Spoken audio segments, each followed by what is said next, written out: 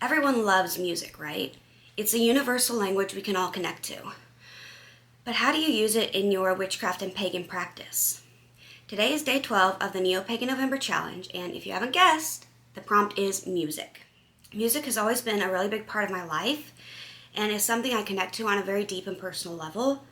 I find music to be very inspiring.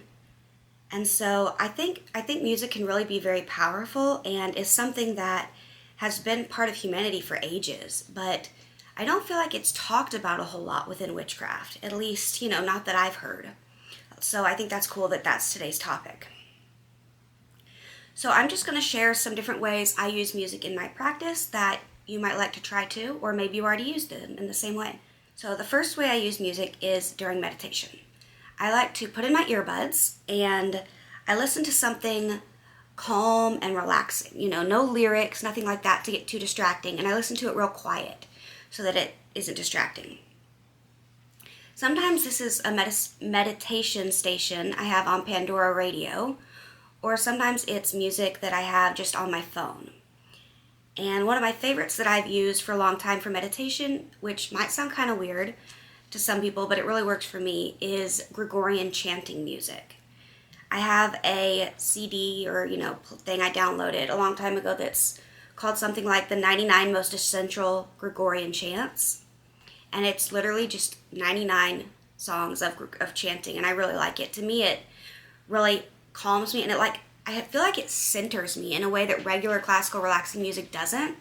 Like when I use that to meditate, instead of being in a forest or outside like that where I normally would be, I'm usually I see myself in an old-fashioned castle that I imagine King Arthur would have lived in and stuff, and that's really pretty cool experience to see that. So another use for music is in raising energy. Raising energy is very important, of course, for spells and rituals, and to me personally, music can really help me to build up this energy. I like to, what I'll do is get all my stuff ready for my spell or ritual, and then turn on whatever music I want to, and listen to it and get the energy really raised within myself. I like to listen to more upbeat music that really instills a feeling of joy and power within me. And then once the energy is raised, because everything's all set out and ready, I can immediately start working on stuff. Music is also great for sound cleansing. I often use a bell for sound cleansing, and it's not exactly, it's not music per se, but that's my go-to for sound cleansing. But if I played an instrument like a guitar or a violin or one of those flute or whatever's, I'm not huge on different types of instruments, but if I played an instrument like that I could carry around with me easily, I would totally do that. But I don't play any instruments really.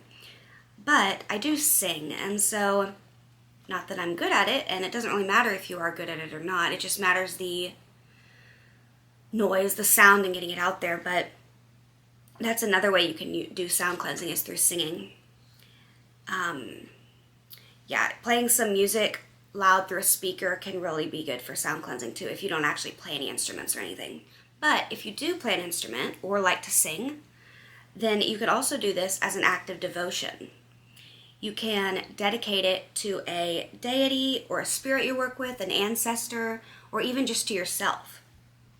You could pick a song that reminds you of your deity or of a past loved one and play it as a sacred act in devotion to them. Again, you don't need to worry about being super good with this, but I think deities and spirits and everything would really appreciate just the fact that you are taking the time to do it and you're trying. So you don't have to be a master guitar player or whatever.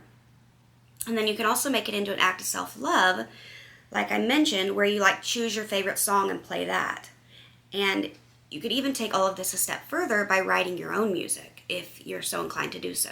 Another idea would be that you can sing your spell incantations. Music is really good for helping with memorizing things, and of course you don't have to memorize your spell incantations, but it can be helpful if you want to memorize them, to put them to music. I used to do this a lot with tests, to study for tests in school, in elementary and middle school especially. I would sing the facts, and that helped me remember them for when it was test time. I also like to put on some low, just calming, no lyrics music during rituals sometimes. I don't do that a ton because occasionally it can be distracting, but I do it mostly during like ritual baths or showers, and sometimes I do it during smaller rituals like to help with the mood, but not a ton. So some of my favorite types of music, just kind of in general, are I like classical music, kind of calming, relaxing stuff.